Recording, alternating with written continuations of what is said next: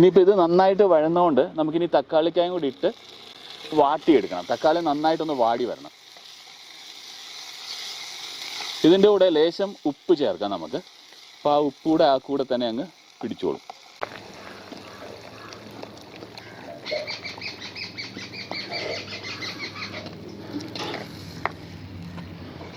ഇരുന്നുകൊണ്ട് പാചകം ചെയ്യരുതെന്നോ അങ്ങനെ വല്ലതും ഉണ്ടോ എന്ന് എനിക്കറിയില്ല.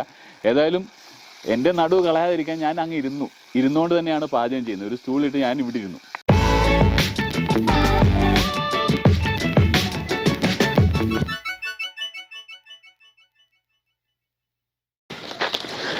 നമസ്കാരം.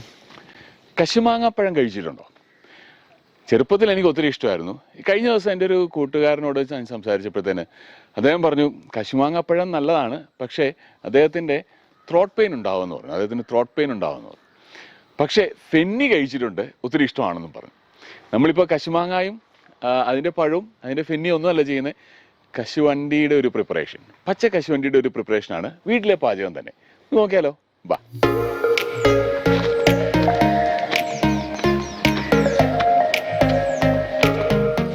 ഇത് നമ്മുടെ ഒരു ബഡ് കശുമാവാണ്. 1-2 എണ്ണം ഉണ്ട്. അപ്പോൾ ബഡ് കശുമാവിലത്തെ ഇത് കണ്ടോ, ഇതൊരു കശുമാങ്ങ പഴമാണ്.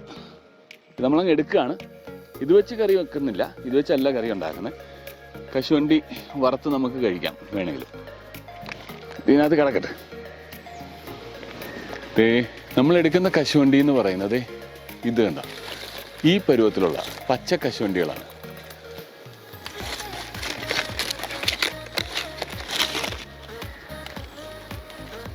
ഇതെല്ലാം തന്നെ നമുക്ക് ഉപയോഗിക്കാവുന്ന.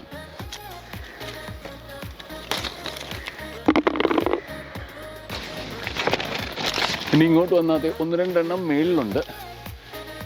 ഇത് നോക്കിയേ, ഈ ചുമല കളറിലുള്ള എടുക്കരുത്, പക്ഷെ ഈ പച്ച എടുക്കാം. ഈ പച്ച നമുക്ക് കറിയാക്കാവുന്നതാണ്. ചുമല പക്ഷെ പിഞ്ചാണ്.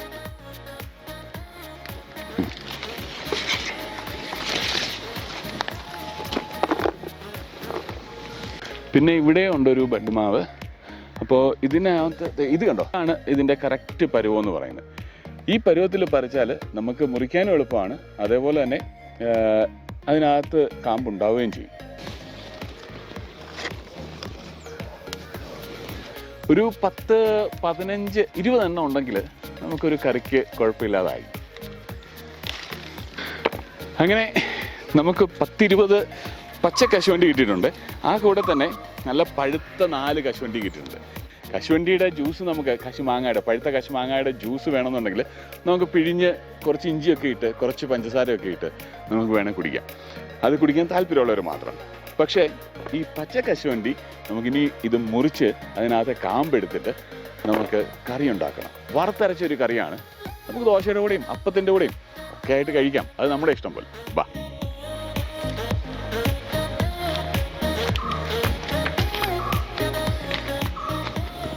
അപ്പോൾ ഇനി നമുക്ക് ഇതിനകത്തെ പച്ച കശുവണ്ടി എല്ലാം കൂടെ പൊളന്നിട്ട് അതിനകത്തെ കാമ്പെന്ന് പറയത്തില്ലേ, അല്ലെന്നുണ്ടെങ്കിൽ നമ്മൾ കശുവണ്ടി അത് നമ്മൾ എടുത്തിട്ട് സൂക്ഷിക്കണം കേട്ടോ. കയ്യിൽ ഇതിൻ്റെ ചൊന പറ്റിക്കഴിഞ്ഞാൽ, ചൊനയെന്നാണ് പറയുന്നത്, അല്ലെങ്കിൽ കറയെന്ന് പറയാം, അത് പറ്റിയാൽ ചിലപ്പോൾ കൈ പൊള്ളും. അതുകൊണ്ട് ഈ ഭാഗത്ത് പിടിച്ച് മുറിക്കുന്നതാണ് ഏറ്റവും നല്ലത്. പിന്നെ ചില രുചിയുള്ള ഫുഡ് കഴിക്കണമെന്നുണ്ടെങ്കിൽ ഇച്ചിരി ബുദ്ധിമുട്ടാണ്. നമ്മൾ ഇതിങ്ങനെ വെച്ചിട്ട് പുറയിൽ തന്നെ പിടിച്ചുകൊണ്ട് ഇത് കറക്റ്റായിട്ടൊന്ന് പൊസിഷനിലാക്കി ഒന്ന് അകത്തോട്ടൊന്ന് തട്ടിക്കഴിഞ്ഞാൽ പിന്നെ ഇനി അതങ്ങോട്ട് മുറിച്ചെടുത്താൽ മതി. ഇതാ ഇതുണ്ടോ, മുറിച്ചെടുത്ത് കഴിയുമ്പോൾ നമുക്ക് അതിൻ്റെ അണ്ടിപ്പരിപ്പ് ഇത് അത്ര അങ്ങോട്ട് മൂത്തിട്ടില്ല, ഇത്രയ്ക്ക് ഇതില്ല. ഇത് കണ്ടോ, ഇതിങ്ങനെ പൊളന്നെടുക്കാം. ഇതാ ഇവിടെ ഒരു തൊലി കാണുന്നില്ലേ, നമ്മൾ ഈ തൊലി കൂട്ടിയെടുത്താലും കുഴപ്പമില്ല, പക്ഷേ ആ തൊലി അങ്ങ് കളയണം കേട്ടോ. തൊലി നമ്മൾ വറക്കാൻ ഉപയോഗിക്കരുത്, ഇത് മാത്രമാണ് ഉപയോഗിക്കുക. കൈ മുറിയാതെ നോക്കണം. ഇതാ എൻ്റെ കൈ ഇത് കണ്ടോ, ചെറുതായിട്ട് ഒന്ന് മുറിഞ്ഞിട്ടുണ്ട്. ഇത് കണ്ടോ, നമുക്ക് നോൺ വെജ് ഉണ്ടാക്കണ്ട, അതുകൊണ്ട് ആ ഭാഗം കളഞ്ഞാൽ മതി. കൈ മുറിയാതെ നോക്കണം, കൈ പൊള്ളാതെ നോക്കണം, അത് നമ്മുടെ ഉത്തരവാദിത്തമാണ്. ഇങ്ങനെ പോരുകയാണെന്നുണ്ടെങ്കിൽ തൊലി ഇങ്ങനെ കളയണം. തൊലി കളഞ്ഞിട്ട് അതിൻ്റെ നാമ്പ് മാത്രം എടുക്കുക.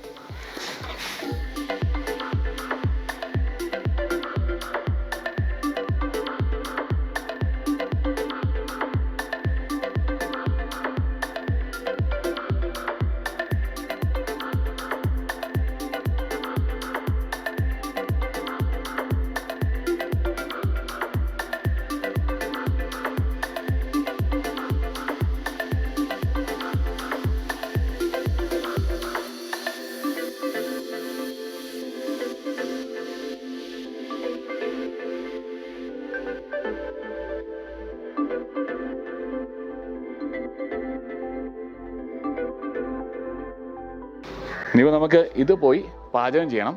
പാചകം ചെയ്ത് ദോശേൻ്റെ കൂടെ അങ്ങ് കഴിക്കാം. എന്താ?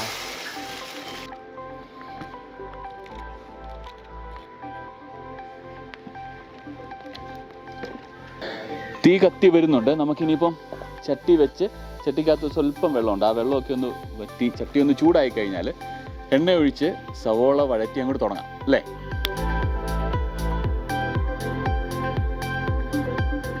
എണ്ണ നന്നായിട്ട് ചൂടായി കഴിഞ്ഞാൽ നമുക്ക് സവോളയും കൂടി ഇട്ട് വഴറ്റാം. ഞാൻ സവോള ഇട്ടിട്ടുണ്ട്. ഇപ്പം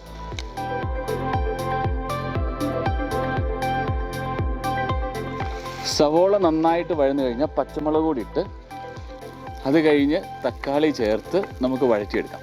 ഇനിയിപ്പോൾ ഇത് നന്നായിട്ട് വഴന്നുകൊണ്ട് നമുക്കിനി തക്കാളിക്കായും കൂടി ഇട്ട് വാട്ടിയെടുക്കണം. തക്കാളി നന്നായിട്ടൊന്ന് വാടി വരണം. ഇതിൻ്റെ കൂടെ ലേശം ഉപ്പ് ചേർക്കാം നമുക്ക്. അപ്പോൾ ആ ഉപ്പ് കൂടെ തന്നെ അങ്ങ് പിടിച്ചോളും.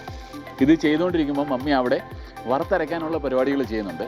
ചുവന്നുള്ളി, അതേപോലെ തന്നെ ഇഞ്ചി, പച്ചമുളക്, ചുവന്നുള്ളി, ഇഞ്ചി, വെളുത്തുള്ളി, ഇതെല്ലാം കൂടെ തേങ്ങയുടെ കൂടെ വറുത്തിട്ട് അത് അരച്ച് തരും മമ്മി.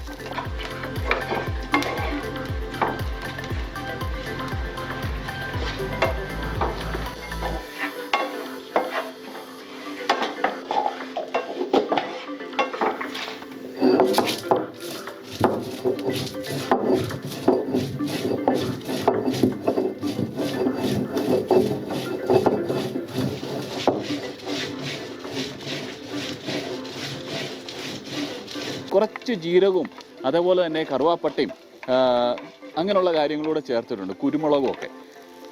കുരുമുളക് എരിവ് വേണമെന്നുണ്ടെങ്കിൽ, കുരുമുളകിൻ്റെ രുചി നല്ലതല്ലേ, എരിവ് വേണമെന്നുണ്ടെങ്കിൽ ചേർക്കുക. ഇല്ലെന്നുണ്ടെങ്കിൽ നമുക്ക് വേണമെങ്കിൽ അവോയ്ഡ് ചെയ്യാം. ഇരുന്നുകൊണ്ട് പാചകം ചെയ്യരുതെന്നോ അങ്ങനെ വല്ലതും ഉണ്ടോ എന്ന് എനിക്കറിയില്ല. ഏതായാലും എൻ്റെ നടുവ് കളയാതിരിക്കാൻ ഞാൻ അങ്ങ് ഇരുന്നുകൊണ്ട് തന്നെയാണ് പാചകം ചെയ്യുന്നത്. ഒരു സ്റ്റൂളിട്ട് ഞാൻ ഇവിടെ ഇരുന്നു. ഇനിയിപ്പോൾ കുറച്ച് മഞ്ഞപ്പൊടി ഇതിൻ്റെ കൂടെ ചേർക്കാം. ഒരു ലേശം മഞ്ഞപ്പൊടി.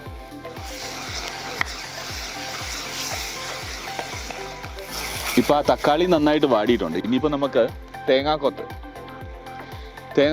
ഇതിൻ്റെ കൂടെ കൂട്ടിയിട്ട്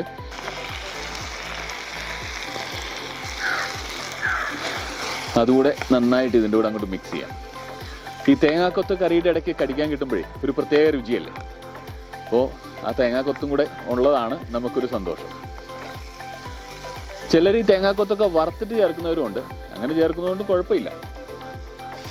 അപ്പോൾ ഇത് നന്നായിട്ട് വഴന്നിട്ടുണ്ട്. ഇനിയിപ്പം നമ്മൾ മുറിച്ച് കഴുകി വെച്ചിരിക്കുന്ന പച്ച കശുവണ്ടി അത് ഇതിൻ്റെ കൂടെ അങ്ങ് ചേർക്കാം. ചേർത്തിട്ട് ഇത് നന്നായിട്ട് വേവണം.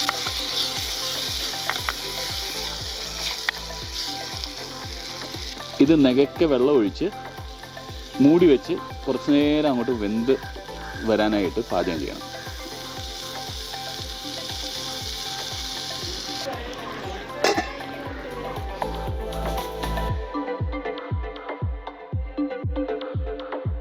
നന്നായിട്ട് വെന്ത് കഴിഞ്ഞിട്ട് നമുക്ക് എന്തെങ്കിലും ചെയ്യാൻ പറ്റുള്ളൂ. നമ്മളിപ്പോൾ ഉപയോഗിച്ചിരിക്കുന്നത് പച്ച കപ്പലണ്ടിയാണ്, പച്ച കശുവണ്ടിയാണ്.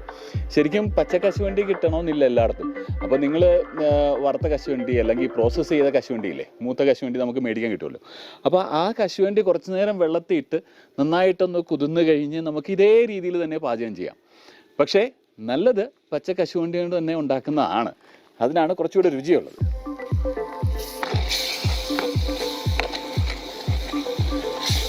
തക്കാളിയുടെ ആ വാസന വരുന്നുണ്ട്. ഇനിയിപ്പം വറുത്തരച്ച ആ മസാലയാണ് നമുക്ക് ഇതിനകത്തോട്ട് ചേർക്കേണ്ടത്. ഇത് വെന്തോന്ന് ഇടയ്ക്ക് നോക്കുകയും ചെയ്യണം. ഇത് കണ്ടോ, ഇത് വെന്തിട്ടുണ്ട്. ഇനിയിപ്പം നമുക്ക് വറുത്തരച്ച മസാല ചേർത്ത് നമുക്ക് ബാക്കി പ്രോസസ്സ് ചെയ്താൽ മതി.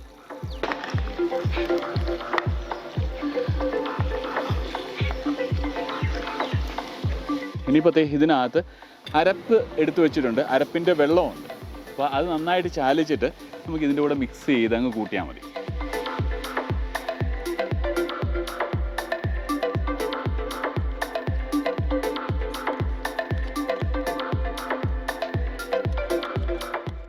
നമുക്കിനി ഇതിനകത്ത് ഒഴിച്ച് ചേർത്തിട്ട് നന്നായിട്ട് അത് എണ്ണ പോലെ നമുക്ക് സൈഡിൽ കൂടെ ഒക്കെ എണ്ണ ഇങ്ങനെ തെളിഞ്ഞ് വരുന്ന സമയം വരെ അത് ചെറിയ തീയിൽ വേവിച്ചെടുക്കും.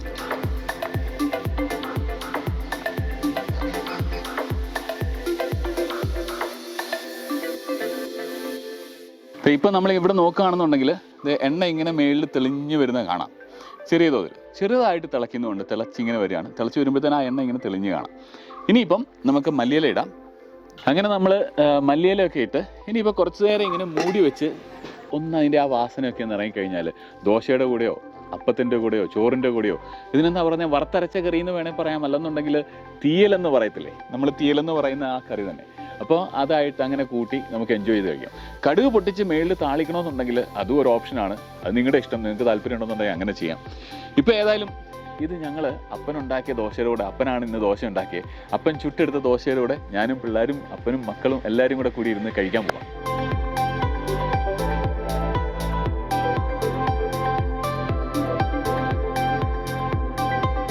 നമുക്ക് ദോശ എല്ലാവർക്കും വിളമ്പാം. കറിയും വിളമ്പിയിട്ട് അവർക്ക് ആർക്കും ക്യാമറയിൽ വരണ്ടെന്ന് പറഞ്ഞു, പിള്ളേരുൾപ്പെടെ. ഇന്ന് എല്ലാവർക്കും ഒരു റെസ്റ്റ് കൊടുക്കാം, ക്യാമറയിൽ വരാതിരിക്കാൻ. അപ്പോൾ എല്ലാവർക്കും നമ്മൾ വിളമ്പുന്നതിൽ സന്തോഷമുള്ളൂ.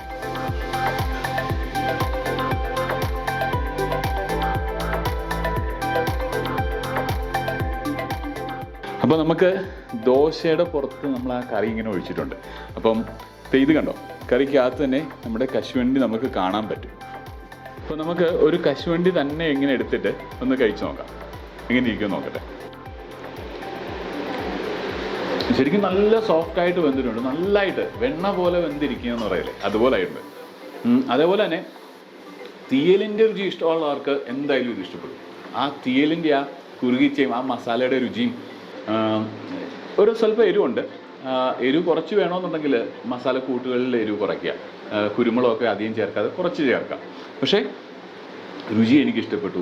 ആ തേങ്ങ വറുത്തരച്ചതിൻ്റെ ആ സ്പെഷ്യൽ ടേസ്റ്റ് കിടുവാണ്. നിങ്ങൾക്കൊന്ന് ട്രൈ ചെയ്ത് നോക്കാവുന്നതാണ്. ഞാൻ മുമ്പേ പറഞ്ഞ പോലെ കശുവണ്ടി, പച്ച കശുവണ്ടി കിട്ടിയില്ല എന്നുണ്ടെങ്കിൽ കടയിൽ നിന്ന് മേടിക്കുന്ന കശുവണ്ടി മേടിച്ച് വെള്ളത്തിലിട്ട് കുതിർത്തതിന് ശേഷം ഇതേപോലെ തന്നെ ഉണ്ടാക്കാവുന്നേ ഉള്ളൂ. നിങ്ങൾ ഉണ്ടാക്കിയതിന് ശേഷം എന്നോട് പറയുക, വിവരങ്ങൾ ഷെയർ ചെയ്യുക. ഇപ്പം നിങ്ങൾ സന്തോഷമായിട്ട് വീട്ടിൽ തന്നെ ഇരിക്കുക, എന്നും ഞങ്ങളുടെ കൂടെ ഉണ്ടാവുക, വീഡിയോകൾ കാണുക, അഭിപ്രായം പറയുക. തൽക്കാലത്തേക്കിന് ബൈ. അല്ല, ദോശ കൂട്ടി ഞാൻ കഴിച്ചില്ല. ദോശ കൂട്ടി ഇതൊന്ന് കഴിച്ചു നോക്കട്ടെ എങ്ങനെയുണ്ട് രുചിയെന്ന്. ദോശ ഇങ്ങനെ മുറിച്ചെടുത്തിട്ട് ആ കശുവണ്ടിയും തേങ്ങാക്കൊത്തും ചാറും എല്ലാം കൂടെ അങ്ങോട്ട് കൂട്ടി ഇങ്ങനെ അങ്ങോട്ട് പിടിക്കണം. ഇതുപോലെ ഇത് കണ്ട.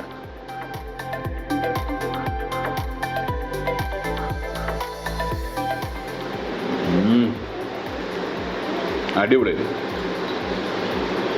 ആ ചെറുപുള്ളി ഒരുമാതിരി നല്ല എരിവുണ്ട്. ആ തേങ്ങ വറുത്തരച്ചതിൻ്റെ രുചി, ഒപ്പം തേങ്ങാക്കൊത്ത് ഇടയ്ക്ക് കടിക്കാൻ കിട്ടുമല്ലോ, ആ കറുമുറ കടിക്കാൻ പറ്റുന്ന തേങ്ങാക്കൊത്തിൻ്റെ രുചി, എല്ലാം കൂടെ സൂപ്പർ.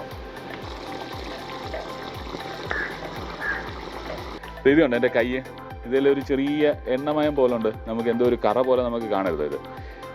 ഇത് പച്ചക്കശുവണ്ടിയുടെ തോടിൻ്റെ കറയാണ്, അല്ലെന്നുണ്ടെങ്കിൽ ചൊനയെന്ന് നമ്മൾ പറയത്തില്ലേ, അതാണ്. ഇത് ശരിക്കും പറഞ്ഞാൽ സോപ്പിട്ട് കഴിയാലൊന്നും പോവില്ല. ഒരു സ്വല്പം എണ്ണയൊക്കെ തേച്ച് വെക്കുകയാണെന്നുണ്ടെങ്കിൽ പൊള്ളാതിരുന്നേക്കും.